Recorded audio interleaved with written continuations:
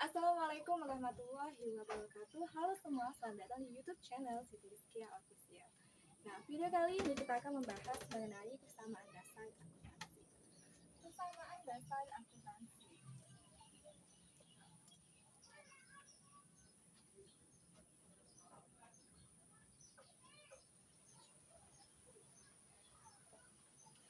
Pada dasarnya, persamaan dasar akuntansi ini hanya simpel, yaitu aset sama dengan hutang plus modal.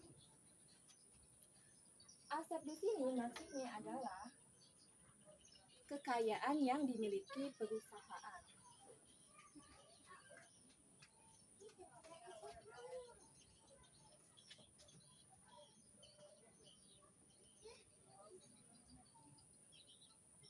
Sedangkan hutang plus modal ini merupakan sumber kekayaan perusahaan.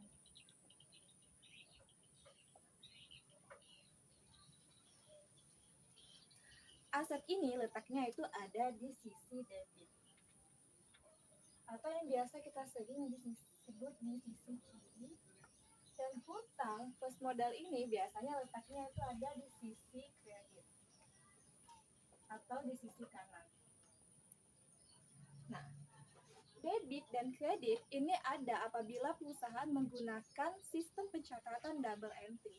Yang mana sistem pencatatan dalam akuntansi itu terdapat dua.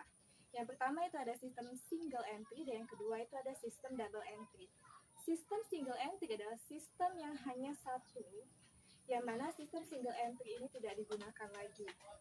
Dan sistem double entry adalah sistem yang mana ada sisi debit dan juga sisi kredit.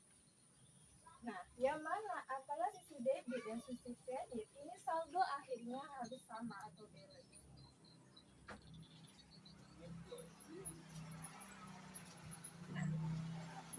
Sama dengan di sini maksudnya saldo antara aset dan hutang plus modal ini harus sama atau balance. Apabila saldo aset, hutang dan modal itu tidak sama, maka pencatatan itu harus dipertanyakan. Apabila saldo asetnya lebih besar dari saldo hutang plus modal, itu akan timbul pertanyaan pada saat audit. Dari mana dana yang digunakan? Simple. Kalau misalnya di aset ini terdapat peralatan pena misal, sedangkan di sisi kredit itu tidak ada biayanya. Jadi kan timbullah pertanyaan itu dari mana si pena itu dibeli. Nah, apabila hutang plus modal ini saldonya lebih kecil, lebih besar dari aset, itu akan timbul pertanyaan juga, kemana larinya dana perusahaan ini?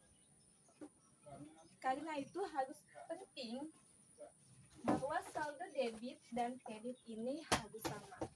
Itulah sih sebenarnya yang ada di persamaan dasar akuntansi. Kita akan membahas contoh soal. Nah, ini merupakan kolom dari persamaan dasar akuntansi. Di kolom aset ini terdapat kas, perlengkapan, serta piutang usaha. Apabila ada transaksi lain, kita bisa dapat beri keterangan pada kolom keterangan dan juga pada kolom hutang plus modal. Nah, kita lanjut ke contoh soalnya. Yang pertama itu pada tanggal 1 Januari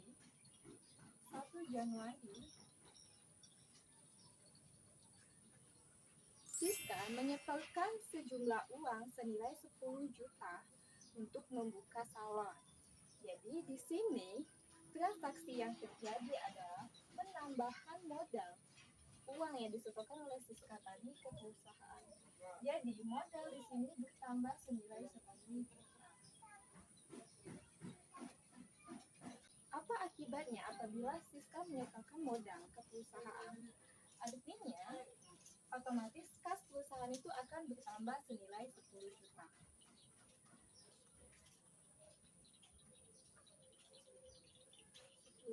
Dan di sini keterangan modal dan ini kita tarik dulu SO. SO ini merupakan saldo. Nah, jadi ini ini masih 0 dan ini 10 juta. Oke. Pada tanggal 3 Januari, perusahaan membeli perlengkapan senilai 2 juta secara tunai. Artinya di sini perlengkapan perusahaan bertambah senilai 2 juta.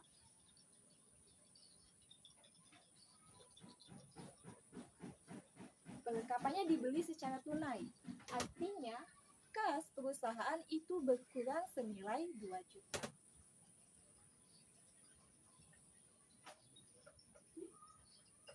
Kita tarik lurus lagi.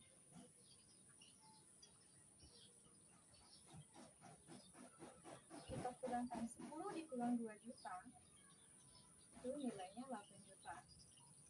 Dan ini timbang turun senilai 2 juta.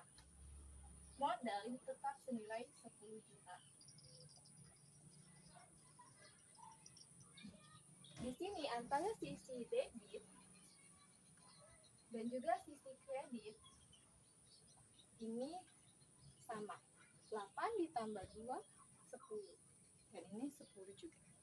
Next, contoh selanjutnya, pada tanggal 5 Januari, perusahaan membayar beban sewa senilai 200.000 untuk 1 bulan. Maka transaksi yang terjadi adalah perusahaan mengeluarkan uang senilai 200.000 untuk membayar sewa itu. Jadi di sini kita masukkan nominal 200.000. Karena perusahaan membayarnya itu menggunakan kas perusahaan. Akibatnya modal perusahaan berkurang senilai 200.000 juga.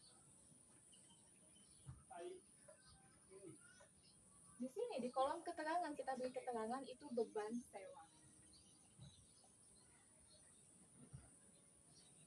Kita tarik lurus lagi. Maka saldo yang didapat perusahaan adalah ini senilai 7.800.000. Ini senilai 2 juta. Dan ini senilai 9.700.000.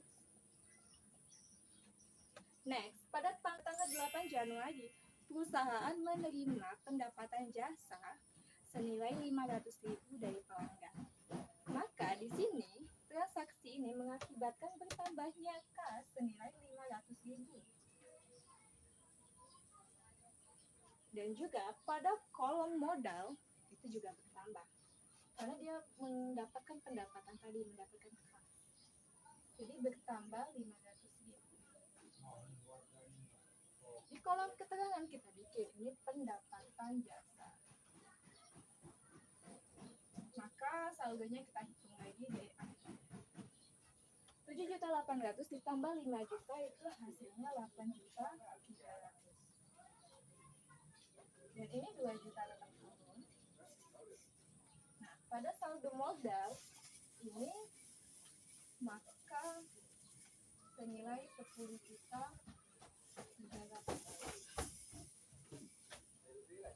Pada saldo modal itu senilai 10.300.000. Oke, next, pada tanggal 31 Januari kita cepat saja ya. Pada tanggal 30 Januari, perusahaan mengambil sejumlah uang secara pribadi untuk keperluan pribadi senilai 200.000. Maka itu terjadilah FIPE pada perusahaan tersebut senilai 200.000. Dan ini 200.000.